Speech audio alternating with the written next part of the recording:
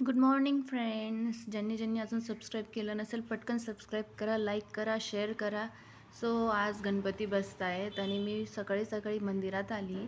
काल हरतालिका होती, मंदिरात गेली, पूजा केली. हरतालिकेच्या दिवशी खूप जास्त काम होतं आणि वेळ पण नाही भेटला, तर मी एकदम शॉर्ट व्हिडिओ काढून मी तुम्हाला दाखवते की हरतालिकेची पूजा कशी झाली.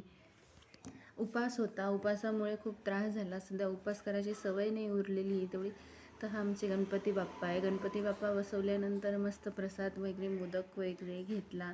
खूप छान वाटतं, किती प्रसन्न वाटतं आहे घरात गणपती बसल्यानंतर.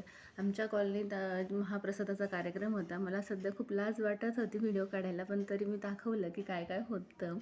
मस्त बघ, विठ्ठल विठ्ठल करणारे बाबा आले, त्यांचा थोडा व्हिडिओ घेतला, त्यांना हे दिलं. आणि आता आहे उकळीचे मोदक बनवण्याची तयारी. मी 2 खोबरे घेतले, 2 खोबरे स्वतःच्या हाताने फोडले आणि मी ते मिक्सरमध्ये बारीक करून घेतले. मला उकळीचे मोदक खूप आवडतात, म्हणून दरवर्षी आम्ही गणपती बसवला किंवा नाही बसवलं तरी मी उकळीचे मोदक करते आणि ते मला खूप छानही जमतात. हे उकळीच्या मोदकसाठी खोबऱ्याचं बारीक किस करून घेतलेलं आहे आणि जेवढं आपण किस घेतो आहे आपल्याला तेवढंच गूळ घ्यायचा आहे. आता तेवढंच नाही, त्याच्या हाफ. आणि थोडेसे ड्रायफ्रूट्स, म्हणजे हे ऑप्शनल असतात ड्रायफ्रूट्स, मी टाकते. तुम्हाला नसतील टाकायचे तुम्ही नका टाकू. गॅस लावला आहे, मस्त त्याच्यावर कढई ठेवली, कढईत साजूक तूप टाकलेलं आहे. तसं ह्या खोबऱ्याला तुपाची गरज नसते, कारण की खोबऱ्याला त्याचं ऑलरेडी स्वतःचं जे ऑइल असतं ते सुटतं टाकल्यानंतर.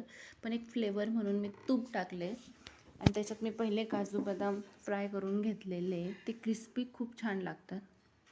ते काढल्यानंतर मी त्याच्यात खोबरं टाकलं आहे आणि ते थोडं 2-3 मिनटं परतवून घेतलं आहे.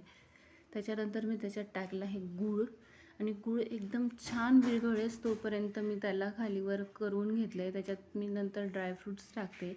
याच्यात काही काही लोकं खसखस पण टाकतात, पण मी खसखस नाही टाकलेली आहे. त्याचा पण एक वेगळा फ्लेवर येतो. आता आपण बनवणारे उकळीच्या मोदकासाठी लागणारं पीठ. तर जेवढं आपण पीठ घेतो तेवढंच आपल्याला पाणी घ्यायचं आहे. पाणी उकळायला ठेवायचं आहे. त्याच्यात चवीनुसार मीठ आणि तूप टाकलं आहे. तूप याच्यासाठी टाकलं आहे की ते लुसलुशीत बनतात. आणि नंतर टाकलं आहे पीठ आणि त्याला 15 मिनटं वाफेवर ठेवलेलं आहे, गॅस बंद करून. हे मी परातीत काढलं, एकदम छान उकड आलेली आहे. आणि याला आपण खूप गरम असल्यामुळे कशाच्या मदतीने तरी स्मॅश करून घ्यायचं. तर हे आपले मोदक तयार झालेले आहेत आणि यांना आपण आता वाफवणार आहे. वाफवण्यासाठी मी पाणी घेतलं आहे एका पातेल्यामध्ये, ते गॅसवर उकळायला ठेवलं आहे. त्याच्यावर मी चाळणी ठेवली आहे आणि चाळणीवर मी ठेवला आहे रुमालावर याच्यासाठी की ते मोदक खाली चिटकायला नको आणि ते तुटायला नको, म्हणून त्याच्यावर रुमाल ठेवला आहे.